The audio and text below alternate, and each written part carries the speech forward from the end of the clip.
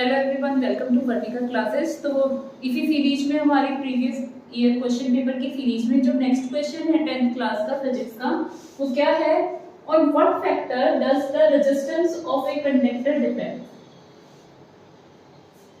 जो रेजिस्टेंस होता है कंडक्टर का, सबसे पहले तो रेजिस्टेंस क्या होता है?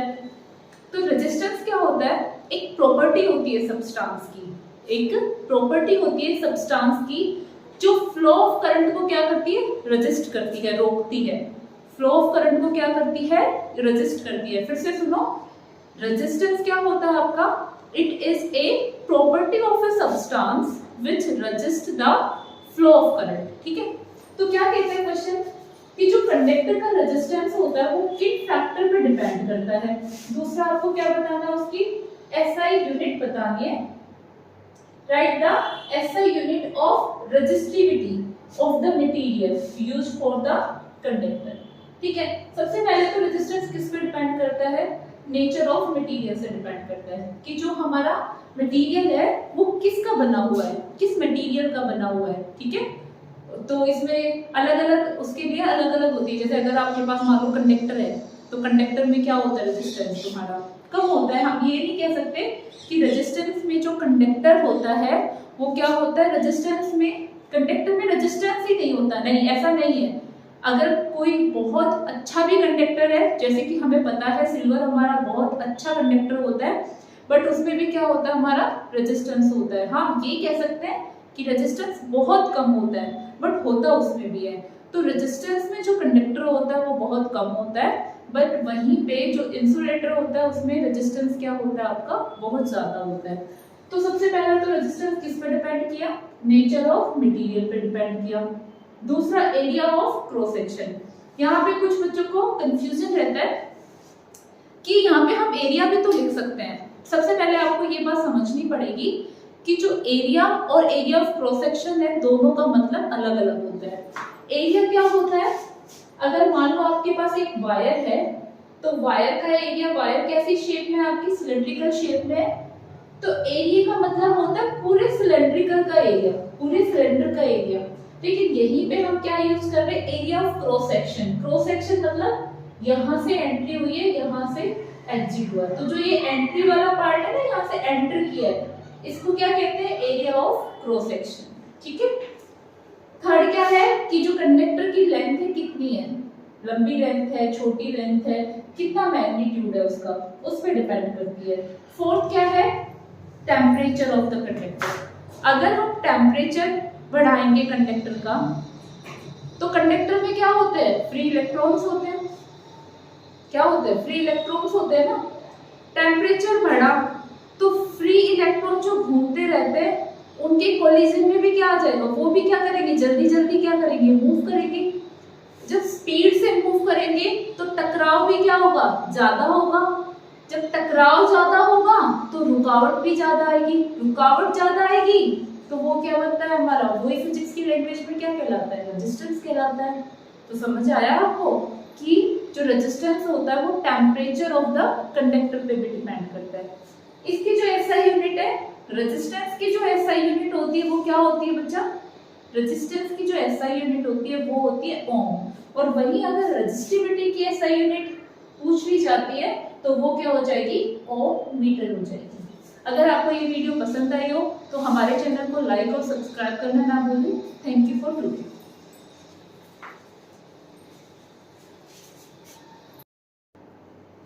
Hello everyone, welcome to vertical classes. आज की क्लास में हम डिस्कस करेंगे 10th क्लास के प्रीवियस ईयर के कुछ क्वेश्चंस। ठीक है, आप सभी ने ध्यान देना है। जो ये क्वेश्चन है बहुत इंपॉर्टेंट है।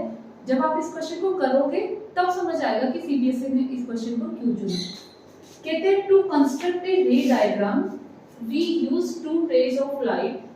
कहते हैं कि हमें क्या करना है? दो रे ऑफ लाइट का चूज करना है। उन दो रे ऑफ लाइट का चूज करने के बाद हमें बताना है कि हमारी इमेज की पोजीशन कहाँ बनेगी। अब कुछ जब आप पूरे न्यूमेरिकल को पढ़ोगे तो कुछ बच्चे करेंगे कि इसमें तो है ही क्या कुछ क्वेश्चन में कि मिरर फॉर्मूले का यूज किया और हमने इस क्वेश्चन को सोल्व कर लिया। ऐसा नहीं है। इस क्वेश्चन का लॉजिक देखो, यहाँ पे हमें दो रे ऑफ लाइट का यूज करके बताना है। नेचर और पोजीशन ऑफ द इमेज। इस क्वेश्चन का यही लॉजिक है कि हमें मिरर फॉर्मूले की हेल्प से नहीं, जो दो रे ऑफ लाइट की यूज करके फिर हमें बताना है कि इमेज की पोजीशन क्या होगी और नेचर क्या होगा। ठीक है, सबसे पहले हमें ये पता होना चाहिए कि हम ऐसी कौन सी दो रे ऑफ लाइट को चूज करेंगे। पहला तो ये क्या है, हमारा एक कॉन्केव मिरर है। इसका सेंटर पार्ट क्या कहलाता है बच्चा, पोल कहलाता है। पोल के जो ये वाली लाइन होती है पैरेलल लाइन, ये क्या होता है आपका प्रिंसिपल एक्सिस होता है। क्या होता है, प्रिंसिपल एक्सिस होता है। यहाँ पे क्या होता है आपका प्रिंसिपल फोकस होता है। प्रिंसिपल फोकस को आप कैपिटल एफ से डिनोट करोगे और पोल और प्रिंसिपल फोकस के बीच की दूरी क्या कहलाती है, फोकल लेंथ कहलाती है, जिसको आप स्मॉल एफ से रिप्रेजेंट करोगे। कई बच्चे कंफ्यूज रहते हैं कि एफ लिख दिया, कैपिटल एफ लिख दिया, स्मॉल एफ लिख दिया, दोनों में डिफरेंस समझ आया। कैपिटल एफ होता है बच्चा प्रिंसिपल फोकस और स्मॉल एफ होता है फोकल लेंथ। और जब हम फोकल लेंथ का दुगना कर देते हैं ना, वो क्या बन जाता है, रेडियस ऑफ कर्वेचर। जब हम इसका दुगना करेंगे तो ये पॉइंट क्या बन जाता है तुम्हारा, सेंटर ऑफ कर्वेचर। क्या बनता है, सेंटर ऑफ कर्वेचर। और ये डिस्टेंस क्या हो जाती है फिर तुम्हारी आर हो जाती है। ठीक है, तो हम यहाँ तक ही देखेंगे, अभी न्यूमेरिकल में यहाँ तक का यूज है। तो इसमें जो फोकल लेंथ बताई हुई है वो कितनी बताई हुई है, 10 सेंटीमीटर।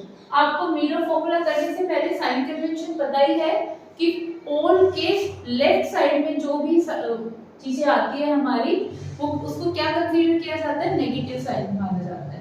तो फोकल लेंथ यहाँ पे हम क्या मानेंगे, -10। और क्या दिया हुआ है, object place at A distance of 15 centimetre. जो ऑब्जेक्ट रखा हुआ है ना वो 15 सेंटीमीटर रखा हुआ है। अब आपको समझ आ गया होगा कि ये क्या है हमारा 10 सेंटीमीटर, ये क्या है हमारा 20 सेंटीमीटर। तो 15 जो आएगा वो यहाँ कहीं आएगा। यहाँ पे क्या है आपका ऑब्जेक्ट रखा है और ये डिस्टेंस कितनी है बच्चा, 15 सेंटीमीटर। ये भी पोल के कहाँ पड़ती है, लेफ्ट साइड में। तो यहाँ पे भी हम क्या मेंशन करेंगे, माइनस। यहाँ पे भी क्या करेंगे, माइनस।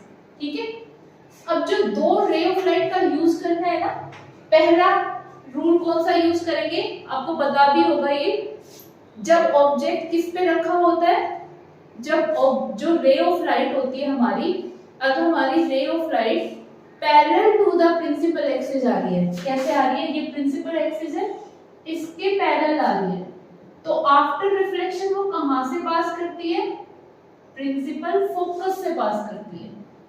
और सेकंड रे ऑफ लाइट अगर हमारी किससे आ रही है, प्रिंसिपल फोकस से आ रही है, तो आफ्टर रिफ्लेक्शन वो कहां पे पास करती है, parallel to the principal axis.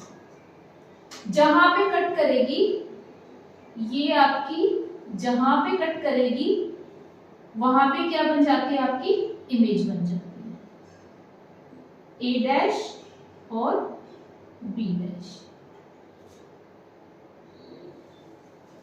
अब ये कहोगे कि इसको हम डिराइव कैसे करेंगे एग्जाम में, तो आपको क्या करना है, अगर हमारे जो मेजरमेंट है वो स्मॉल है, जैसे 5 है 10 है, तो हम स्केल का यूज कर सकते हैं।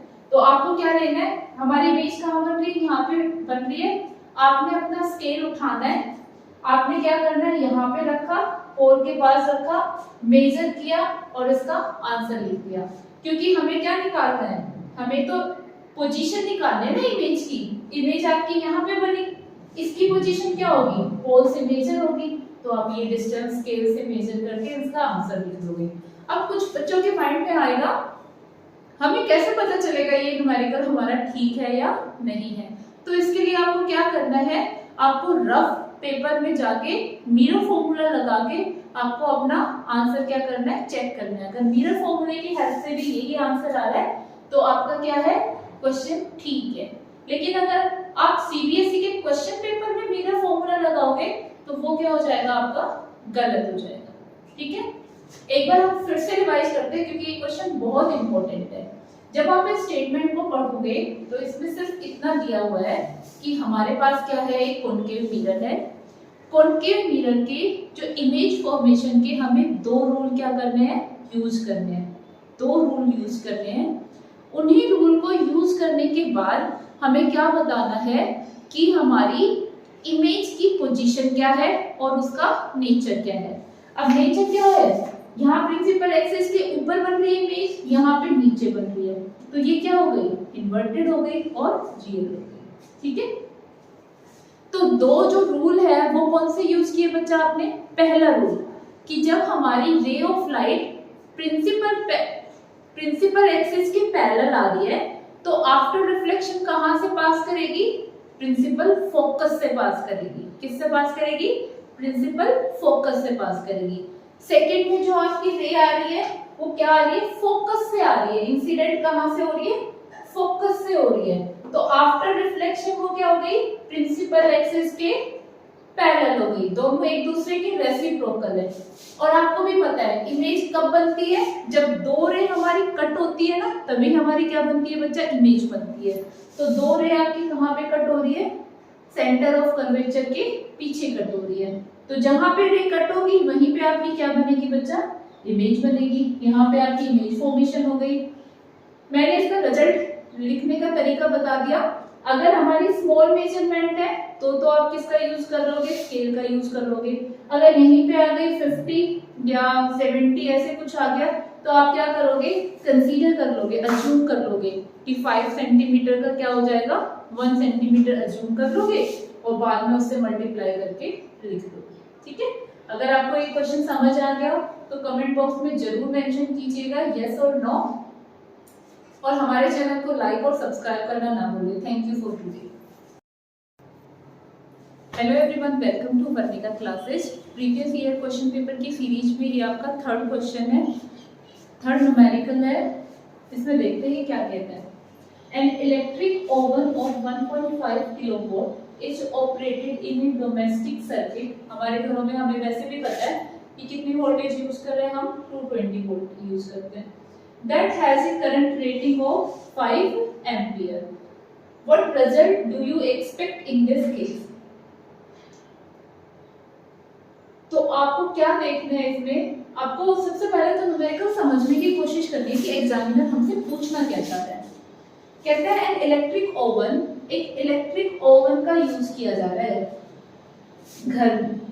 ठीक है, ओवन का यूज हो रहा है, मतलब हमें पता है कि किलोवाट किसकी यूनिट होती है, पावर की यूनिट होती है। तो बच्चा आपको पावर दी हुई है 1.5 किलोवाट, इतना समझ आया। उसके बाद डोमेस्टिक सर्किट है तो हमें पता है वोल्टेज वैसे गिवन भी है और हमें पता भी है कि कितनी होती है, 220 वोल्ट होती है।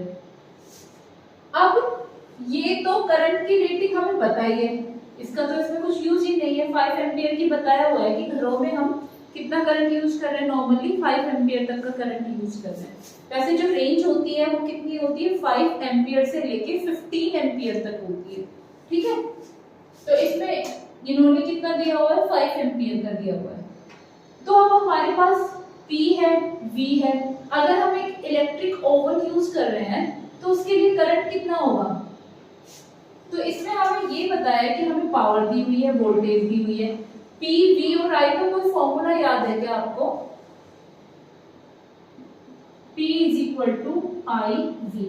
और अगर हमें यहाँ से I निकालना है, मैक्सिमम करंट तो 5 एम्पियर है। मैक्सिमम करंट कितना दिया हुआ है, इस उसके अकॉर्डिंग, सिचुएशन के अकॉर्डिंग 5 एम्पियर है। और जब हम ओवन यूज कर रहे हैं तो कितना करंट आएगा, ये कितना है बच्चा आपका 1.5 किलो है ना, तो हम इसको वोल्ट में बना लेंगे पहले। यहाँ पे ये है किलो को उसमें बनाएंगे तो कितना आ जाएगा आपका 1000, तो ये कितना आ गया आपके पास 1500 वोल्ट।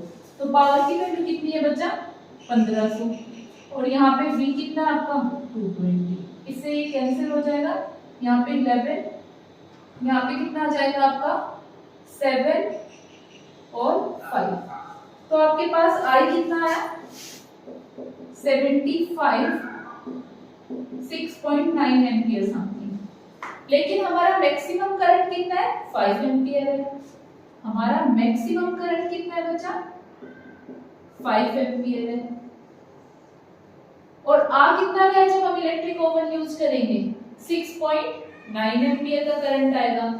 तो हमें इस केस में क्या एक्सपेक्ट हो रहा है रिजल्ट, जब हमने ये रिजल्ट देखा कि हमारा मैक्सिमम करंट इतना बियर हो सकता है, जब हमने इलेक्ट्रिक ओवन चलाया तो इतना करंट आ रहा है, तो इसमें करंट की कौन सी सिचुएशन आई है, शॉर्ट सर्किट आया है, ओवरलोडिंग आया है, कौन सा आया है?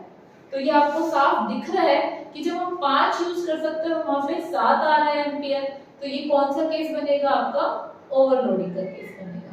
ठीक है, फिर से देखिएगा, एक इलेक्ट्रिक ओवन है आपका इतने वोल्ट का, किलो को हमें किस में कन्वर्ट करना है, वोल्ट में कन्वर्ट करना है, क्योंकि ये ऐसा यूनिट दी हुई है हमारी वोल्टेज की। मैक्सिमम करंट आपका इतना है, ये सीपीएससी का आया हुआ क्वेश्चन है सॉरी। तो हमें सबसे पहले क्या देखना है, पी और वी में क्या रिलेशन होता है, पीवीआई में, तो हमने ये फॉर्मूला लगाया, यहाँ से करंट निकाला। जब हमने इलेक्ट्रिक ओवन के केस में करंट निकाला वो हमारा कितना आया बच्चा, 6.9 एम्पियर आया, बट हमारे पास मैक्सिमम करंट बियर करने का कितना है, 5 एम्पियर है, तो ये उससे कितना ज्यादा है, नियरली 2 एम्पियर ज्यादा है। तो इसमें हमें कौन सी सिचुएशन देखने को मिली है, ओवरलोडिंग की सिचुएशन देखने को मिली है। तो ये आप नोट मेंशन करके इसको रिटर्न कर दोगे। ठीक है, अगर आपको हमारी वीडियो पसंद आई है तो प्लीज हमारे चैनल को लाइक और सब्सक्राइब करना बिल्कुल ना भूलें। Thank you for today. ठीक है बच्चा, तो क्या पूछा है, एक तो इसमें लीस्ट काउंट पूछा है, दूसरा जो ये वोल्ट मीटर है ना, जिस साइड आपकी निडल है, मतलब यहाँ पे पॉइंट आउट कर रहा है, इसकी आपको वैल्यू बतानी है कि जो ये डिवीजन है ना, इसकी वैल्यू कितनी है, ये एब्सोल्यूट वैल्यू बतानी है। क्या बतानी है, जहाँ पे ये एरो होगी वहां पे एब्सोल्यूट वैल्यू।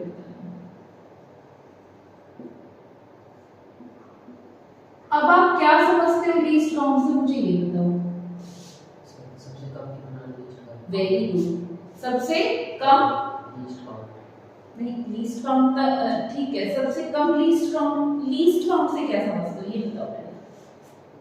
कम से कम कि एक डिवीजन कितने को रिप्रेजेंट कर रहा है ना, कैसे निकालते हैं लीस्ट काउंट, जो सबसे ज्यादा छोटा होता है उसको। अब जैसे इसमें सबसे छोटा कौन सा है, 0, तो 0 इसका लीस्ट काउंट हो जाएगा, नहीं? वैसे इसका फॉर्मूला भी है, वैसे मैं आपको दोनों चीज एक्सप्लेन कर देती हूँ, पहले आप फॉर्मूला देख लो। लीस्ट काउंट अगर, क्योंकि अभी एग्जाम टाइम है तो मैं जल्दी कराऊंगी। लीस्ट काउंट का जैसे देखो, नॉर्मल आपके पास क्या होता है, स्केल होता है, स्केल में सबसे पहले क्या आता है, 0 आता है, उसके बाद 1 सेंटीमीटर आता है। 1 सेंटीमीटर और 0 और 1 के बीच में कितने डिवीजन होते हैं, 5 कैसे होते हैं? अरे बच्चा 0.1, 0.2, 0.3, 0.4, 0.5, 0.6, 0.7, 0.8, 0.9, फिर 1 आता है, फिर 1.0 बन जाता है, ऐसे ही होता है ना। तो 0 और 1 के बीच में कितने डिवीजन आए, 10 डिवीजन हो गए हमारे पूरे टोटल मिलाते हैं तो, है ना। फिर अगर आपको लीस्ट काउंट निकालना होता है ना, तो हम क्या करते हैं, जो हमारी पहली वैल्यू होती है, जैसे 0 से 1 के बीच में कितने डिवीजन आए हमारे, 10 आ गए ना, तो जो पहली वैल्यू है वो कितनी है, 1 है ना। 1 को जितने नंबर ऑफ डिवीजन है उससे क्या कर देंगे, डिवाइड कर देंगे। ठीक है, उससे जब हम डिवाइड करेंगे तो कितना आएगा, 0.1, कितना आएगा, 0.1। तो जो स्केल का लीस्ट काउंट है वो कितना होता है, 0.1।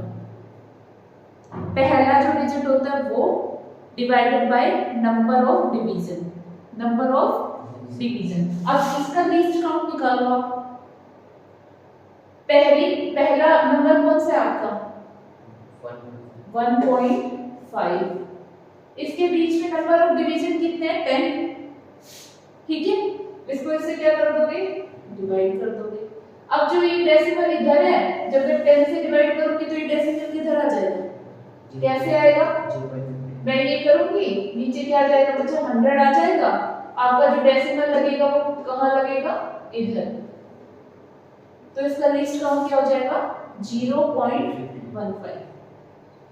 क्लियर है ना, 0.15।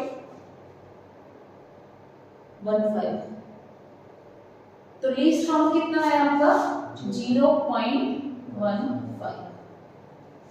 ठीक है, अब मुझे बताओ कि ये एरो क्या रिप्रेजेंट करेगी। यहाँ तक तो हम काउंट कर पा रहे हैं, यहाँ तक तो गिवन ही है 1.5। अब ये जो देखो लीस्ट काउंट का मतलब क्या है, सबसे कम से मतलब मैं बताती हूँ, ये तो हमने निकाल लिया। अब लीस्ट काउंट का मतलब ये है कि जो ये छोटे छोटे डिवीजन है ना, एक डिवीजन किसको रिप्रेजेंट करता है, 0.15 को, ये है लीस्ट काउंट का मतलब। पहले तो फॉर्मूला क्या हो गया, जो फर्स्ट नंबर होता है ना उसको डिवाइड कर देंगे नंबर ऑफ डिवीजन से। अब जो वैल्यू आई है ना उसका मतलब ये है कि जो ये है ना, ये छोटे छोटे डिवीजन हो रहे हैं, तो हर एक छोटा डिवीजन किसको रिप्रेजेंट कर रहा है, 0.15, क्योंकि ये इसका क्या है, लीस्ट काउंट है। क्या है बच्चा, लीस्ट काउंट है। क्लियर है। अच्छा ठीक है, अब ये रिप्रेजेंट कर रहा है आपका 0.15, ठीक है। नेक्स्ट क्या कर रहे हैं, 0.15, यहां तक ही बताना। तो हम क्या करेंगे, 1.5 में क्या ऐड कर देंगे, प्लस 0.15। जब 0.15 और 0.15 आप ऐड करोगे तो कितना आ जाएगा,